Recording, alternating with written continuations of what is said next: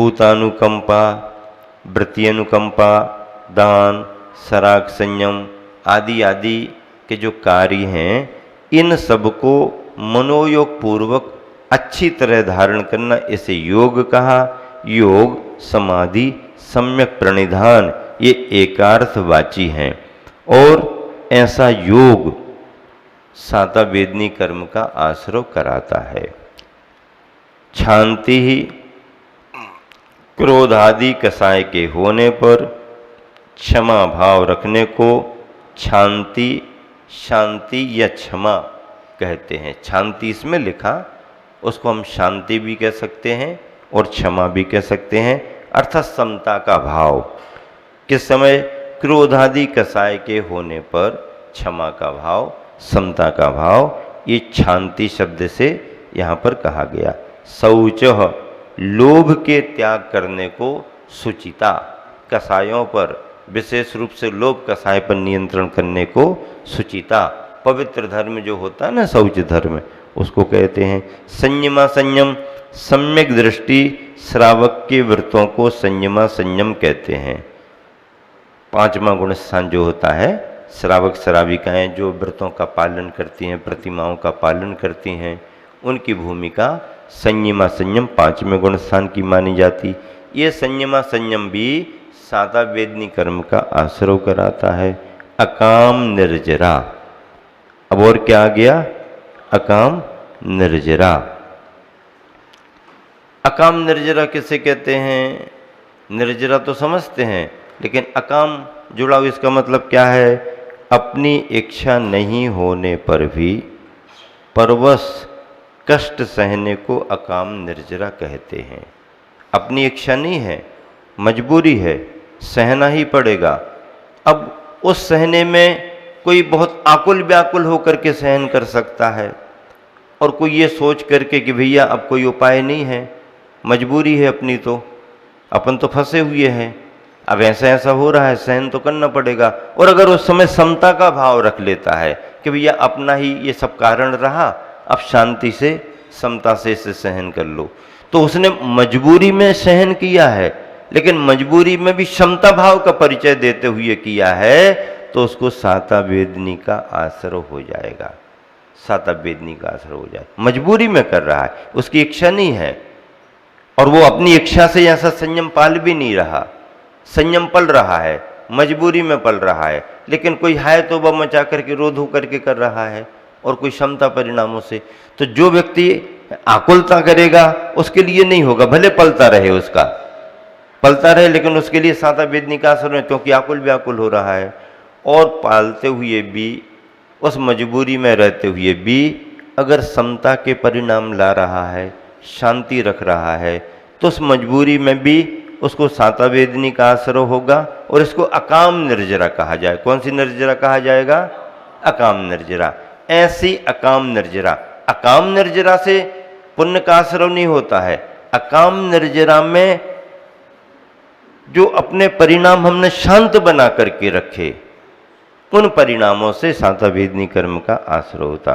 बाल तप, मिथ्या दर्शन सहित तपस्या को बाल तप कहते हैं। अज्ञानता में, मिथ्यात्व की भूमिका में जो भी तपस्चरण होता है, उसके लिए बाल तप अर्थात अज्ञानता का तप है। सम्यक दर्शन की उसकी भूमिका नहीं है।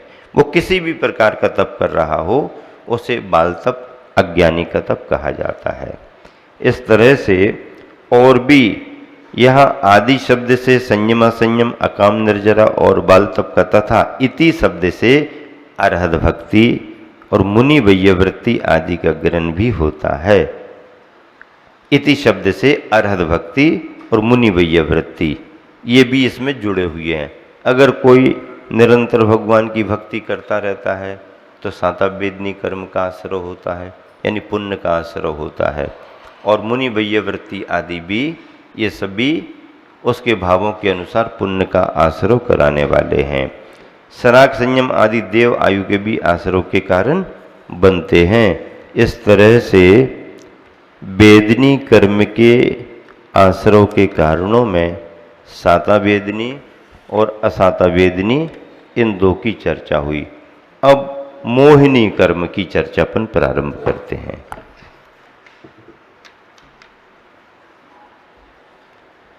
मोहिनी कर्म। अब मोहिनी कर्म की चर्चा जब भी करेंगे तो उसके दो भेद पहले समझेंगे। मोहिनी के दो भेद कौन कौन से? एक दर्शन मोहिनी और एक चारित्र मोहिनी। दोनों मोहिनी हैं पर दोनों के काम अलग अलग हैं, दोनों के स्वभाव अलग अलग हैं। दर्शन मोहिनी का काम क्या है? दर्शन मोहिनी कर्म जो है वो हमें अपने स्वरूप की पहचान नहीं होने देता। क्या? अपने स्वरूप की पहचान नहीं होने देता ये दर्शन मोहिनी। और अगर दर्शन मोहिनी हट गया तो स्वरूप की पहचान तो हो गई, लेकिन जिस स्वरूप को हमने पहचाना है उसे प्राप्त होने में बाधक चारित्र मोहिनी बनेगा, कसायों की तीव्रता बनेगी, तो ये अपने स्वरूप को प्राप्त नहीं करने देता। ऐसे दोनों मोहिनी कर्म, एक में दर्शन मोहिनी, एक में चारित्र मोहिनी। दर्शन मोहिनी के तीन भेद, मिथ्या तो सम्यक मिथ्या तो सम्यक तो प्रकृति। चारित्र मोहिनी के 25 भेद, अनंतानुबंधी संबंधी क्रोध मान माया लोग, अप्रत्याख्यान संबंधी क्रोध मान माया लोग, प्रत्याख्यान संबंधी क्रोध मान माया लोग, संजुलन संबंधी क्रोध मान माया लोग। ये चारों के चार 16 हो गए। कितने हो गए? 16 हो गए। और फिर इसके बाद हास्य आदि 9 कसाएं, ईसत कसाए 9। कौन कौन सी? हास्य, रति, अरति, शोक, भय, जुगुप्सा, स्त्री भेद, पुरुष भेद, नपुंसक भेद। हास्य, रति, अरति, शोक, भय, जुगुप्सा, स्त्री भेद, पुरुष भेद, नपुंसक भेद। इनको ईसत कसाय कहा है। ये कसाय नहीं है, मूल रूप में कसाय नहीं है, ईसत कसाय, 9 कसाय। इसका मतलब क्या होता है? जो कसाय के सद्भाव में ही अपना फल दे सकते हैं। कसाय का सद्भाव है तब ये 9 कसाय अपना फल दे पाएंगे, और कसाय का अभाव हो गया तो ये 9 कसाय अपना फल नहीं दे सकती। तो विकलांग हैं, बिना बैसाखी के नहीं चल सकती। क्या? व्हील चेयर चाहिए इनको। एक व्हील चेयर यहाँ आकर के रखी गई है, पुण्यार्जक ने दे दी है, अब वो विकलांग नहीं मिल रहा है। क्या? व्हील चेयर तो आ गई है, कभी कभी विकलांग मिल जाते हैं, व्हील चेयर नहीं मिलती है। भैया ये खड़े वो खड़े, अब इनका पुण्यार्जक कौन है? तो कभी कभी विकलांग रहते हैं, व्हील चेयर, पुण्यार्जक नहीं मिलता है। अभी यहाँ पर एक परिवार ने अपने भावों से ला करके व्हील चेयर रख दी है। अब अपन को विकलांग ढूंढने की जरूरत है। मिल जाए तो लाना, किसी को तोड़ फोड़ करके नहीं लाना नहीं तो इसका उपयोग कब होगा? रखी रहेगी। पुण्यार्जक का पुण्य कैसे बढ़ेगा? एक आध का हाथ पैर तोड़ो, उसके बाद में फिर ये हम आपके लिए भेंट कर रहे हैं। ऐसा नहीं करना भैया, नहीं तो दान का फिर तुम उल्टा स्वरूप समझ लो। ऐसा नहीं। अगर कोई मिलता है तो उसको हम व्हील चेयर देंगे। अब नहीं मिल रहा है तो एक आध को पकड़ो, ज्यादा विलंब हो रहा है, उसका पुण्याश्रव रुक रहा है ऐसा नहीं। हाँ, किसी को परेशान करके फिर उसके लिए सहयोग करना ऐसा धर्म नहीं है। सड़क पर चले जा रहे, निकलते जा रहे, अंदर से आवाज आई क्लिनिक से, डॉक्टर साहब ने देखा, अरे भाई साहब बहुत दिनों से आए नहीं, कोई सेवा का अवसर ही नहीं दिया। तो वो अच्छा खासा चलता फिरता क्या सोचेगा? डॉक्टर साहब आप क्या समझ रहे हैं, क्या चाह रहे हैं आप? हम ठीक ठाक नहीं दिख रहे क्या? अब डॉक्टर साहब के भाव कुछ भी हो, लेकिन उन्होंने अगर ये कह दिया क्लिनिक में बैठे बैठे, भैया बहुत दिन से कोई सेवा का अवसर नहीं दिया, इसका मतलब हम बीमार हो जाएं, परेशान हो जाएं, तब फिर आप हमारी सेवा करोगे? नहीं नहीं, बीमार विकलांग की सेवा तो करेंगे ही करेंगे, लेकिन किसी को बीमार विकलांग बना करके उसकी सेवा करने का भाव नहीं है। ये उल्टा धर्म हो जाएगा। नहीं तो फिर ये उल्टा। स्कूल में बच्चा बहुत देरी से आया, 2 बच्चे बहुत देरी से आए। सर ने पूछा कि इतना लेट क्यों आया? तो बोले सर आपने जो कल कहा था ना कि कोई वृद्ध वगैरह रास्ता पार कर रहे हों तो उनको रास्ता पार कराने में मदद करना चाहिए, सहयोग करना चाहिए। तो एक बुढ़िया अम्मा निकल रही थी तो हमने उनको मदद की। तो बोले फिर इतना समय क्यों लग गया? बोले मैं इस तरफ से उस तरफ ले जाता था, ये हमारा मित्र उस तरफ से इस तरफ लाता था, फिर हम इस तरफ से उस तरफ ले जाते थे। वो बार बार मना भी कर रही थी कि नहीं भैया क्या कर रहे हो तुम, अभी हमको ऐसा कुछ जरूरी नहीं है, लेकिन आपने पाठ पढ़ाया था ना, वो हमें काम करना था। सर हम अच्छे हैं ना? हाँ तुम बहुत अच्छे हो। बुढ़िया को इस तरफ से उस तरफ से इस तरफ से उस तरफ, आधा घंटा तक बुढ़िया का सहयोग करते रहे। क्या करते रहे? बुढ़िया का सहयोग करते रहे। ऐसा धर्म नहीं है, ऐसा सहयोग नहीं करना। अगर कोई परेशान दिख रही है, कोई उसका सहयोगी नहीं है, तो अपन को थोड़ी मदद करना चाहिए, अपना धर्म है। लेकिन अगर वो इनकार कर रहे हैं, ज़रूरत नहीं है, तो फिर नहीं करना, खींचतान करके नहीं करना। और फिर एक इस तरफ ले जा रहा, फिर एक इस तरफ ले जा, ये मदद थोड़ी है, तो परेशानी पैदा करना है। ऐसा नहीं, धर्म के स्वरूप को समझना पड़ता। मोहिनी कर्म है, दर्शन मोहिनी, चारित्र मोहिनी, मिथ्या तो सम्यक मिथ्या, सम्यक प्रकृति, यहाँ पर कसाय नौ कसाय 25-28 का परिवार। अब मिथ्यात्व संबंधी आश्रव के कारण दर्शन मोहिनी यानी मिथ्यात्व विशेष रूप से, उसको कैसे सूत्र है?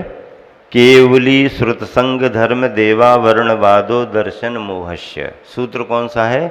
केवली श्रुत संग धर्म देवा वर्णवादो दर्शन मोहस्य। अवर्णवाद, अवर्णवाद किसे कहते हैं? अवर्णवाद किसे कहते हैं? जिसमें जो दोष नहीं होता उसमें वह दोष लगाना, वैसा बताना, ये अवर्णवाद माना जाता है। जिसमें जो दोष नहीं है वो दोष बताना, वो दोष लगाना और लगा करके बताना, ये अवर्णवाद है। अवर्णवाद से दर्शन मोहिनी कर्म यानी मिथ्यात्व का तीव्र आश्रय होता है। सम्यक्त्व की भूमिका नहीं बन पाती, अगर है तो बाधित हो जाता है सम्यक दर्शन। अवर्णवाद में जिसमें जो दोष नहीं होता उसमें वह दोष लगाना अवर्णवाद कहलाता है। अब किस किस का अवर्णवाद? केवली भगवान के स्वरूप का अवर्णवाद, शास्त्रों के स्वरूप का अवर्णवाद, संघ का अवर्णवाद, धर्म का अवर्णवाद, स्वर्गों के देवी देवताओं के स्वरूप का अवर्णवाद। उनमें वो नहीं है, फिर भी हम वैसा बना बना करके बता रहे हैं। केवली अवर्णवाद क्या? केवली भगवान कवलाहार करके जीवित रहते हैं। केवली कवलाहारी होते हैं, जैसे मुनि महाराज जी आहार करते हैं ना, ऐसा केवल ज्ञान होने पर केवली भगवान भी आहार करते हैं और उसी आहार के कारण वो जीवित रहते हैं इत्यादि कहना केवली भगवंतों के स्वरूप का अवर्णवाद है। ऐसा उनका स्वरूप नहीं है जैसा आप कह रहे हो, कि आप अवर्णवाद कर रहे हो उनका। श्रुत का अवर्णवाद, शास्त्रों में मदिरा पान आदि का उल्लेख है। अगर कोई शराब आदि पीता है तो इसमें कोई दोष नहीं है, क्योंकि शास्त्र सम्मत बात है। मांस भक्षण आदि का विधान है, शास्त्रों में भी ऐसी सब बातें लिखी हैं। अगर ऐसा किसी ने कहा तो शास्त्र का अवर्णवाद कर रहा है। शास्त्रों में ऐसी चीज़ों की पुष्टि नहीं है, आरंभ परिग्रह की पुष्टि नहीं है, ये जो अभक्ष भक्षण आदि, ये व्यसन आदि, इन सब की पुष्टि नहीं है। कथन है, पर कथन करके इनके निषेध करने की प्रेरणा है। स्वरूप तो आया है, कथन आया है, पर कथन करके उनकी बुराई बता करके उसके त्याग करने की प्रेरणा दी जाती है। मिथ्यात्व का भी वर्णन आता है, सम्यक्त्व का भी वर्णन आता है, लेकिन उसमें मिथ्यात्व के दोष बता करके मिथ्यात्व छोड़ो ऐसा कहा जाता है। सम्यक्त्व के गुण बता करके सम्यक्त्व से जुड़ो ऐसा बताया जाता है। संग अवर्णवाद, साधुओं को अपशब्द कहना, उनके स्वरूप में दोष बताना, निंदनीय शब्दों का प्रयोग करना, जो साधु के साथ बात नहीं है वैसी बात बना करके प्रचारित करना, ये संग का अवर्णवाद माना जाता है। संग का अवर्णवाद, उस समय ये सब बहुत कथन चलते थे। कसाय बस अभी भी चल सकते हैं। स्वरूप में कभी कभी कोई आर्टिकल ऐसे लिख सकता है, कोई लेख लिख देते हैं द्वेषवश विद्वेषवश, फिर उसका निराकरण कराया जाता है। फिर ऐसा नहीं, ऐसा नहीं, ऐसा स्वरूप, ये स्वरूप। अब थोड़ी सी जानकारियां होने लगी हैं तो फिर थोड़ी सी अच्छी चर्चाएं भी होने लगी हैं। लेकिन सुनते समझते हुए भी कसाय बस जैनेतर बंधु, जैन बंधु किसी भी रूप में सोनगढ़ पंथ जो पनपा है उसने अपनी मान्यताएं कैसे आगे बढ़ाई और मुनियों के स्वरूप में कितनी कितनी चर्चाएं जोड़ी। धीरे धीरे लोगों को सब समझ में आया, उनका छल बल, उन्हें हटाया गया, उनसे दूर हुआ गया। आज समाज बहुत सारी सुरक्षित है। एक समय ऐसा आ गया था कि उनकी विचारधारा पूरी हावी होती जा रही थी, उनके ही लोग सारे कार्यक्रमों को अरेंज करने लगे थे, हमारा पूरा समुदाय उसी में प्रभावित होने लगा था। लेकिन बड़े बड़े विद्वानों को बात समझ में आई, बड़े बड़े आचार्यों को बात समझ में आई, सावधान हुए और फिर उनके सिद्धांतों से अपनी समाज को बचाया। और आज देवसास गुरु की परंपरा से सारी समाज को जोड़ करके रखे। तो संघ का अवर्णवाद, शास्त्रों में उस समय की भाषा बहुत सारे शब्द लिखे हुए आप पढ़ने, इनके पास कोई गुण नहीं है, कोई खासियत नहीं, कोई विशेषता नहीं इत्यादि कथन करना, ये संघ का अवर्णवाद माना जाता है। धर्म का अवर्णवाद, जिनेंद्र भगवान के द्वारा कहे हुए धर्म में कुछ भी विशेषताएं नहीं है, गुण नहीं है। इस धर्म को स्वीकार करने वाले असुर कुमार होंगे, भूत व्यंतर आदि होंगे इत्यादि कहना, ये धर्म के स्वरूप का अवर्णवाद है। धर्म ऐसा नहीं है, धर्म अच्छा है, धर्म स्वर्ग और मोक्ष को दिलाने वाला है, लेकिन ऐसा जानते समझते हुए भी धर्म का, धर्मात्मा का अवर्णवाद फैलाना, ये इससे क्या होता है, इससे मिथ्यात्व कर्म आता है। और मिथ्यात्व कर्म आएगा तो फिर क्या परिणाम मिलेगा, संसार में तुम्हें भटकना पड़ेगा, संसार में भटकना ही पड़ेगा। देवों का अवर्णवाद, देव मदिरा पीते हैं, मांस भक्षी होते हैं, जीवों की बलि से प्रसन्न होते हैं इत्यादि कहना देवों के स्वरूप का अवर्णवाद है। ऐसे कोई देवता नहीं होते, कोई देवी देवताओं के ऐसे कुछ नहीं होते। ये तो सब परंपराएं बना ली गई हैं अपनी लोलुपता के कारण, अपनी मनोवृत्तियों की पुष्टि के कारण। भगवान का नाम ले दिया, देवों का नाम ले दिया, ऐसे कोई देव नहीं। जैन तत्वबोध में 7 तत्वों की जो व्याख्या है, तत्वार्थ सूत्र का सारांश ही लिखा गया है और अन्य विषय भी उसमें बहुत सारे दिए गए हैं। शिविर में थोड़े से समय में आपने सब सुना था, फिर हमने कहा था कि तारीखों का शिविर तो आपका पूरा हो गया, 1 से लेकर के 7 तक, फिर 10 तक कर दिया, तो तारीखों का शिविर तो तुम्हारा पूरा हो गया। अब तो तारीफों का शिविर लगना चाहिए। क्या तारीफ, हाँ तारीख नहीं, तारीख का तो हो गया, तारीफ अपनी यही है कि उसी समय पर आप आ रहे हो और उसी समय पर हम आपको अपना समय दे रहे हैं।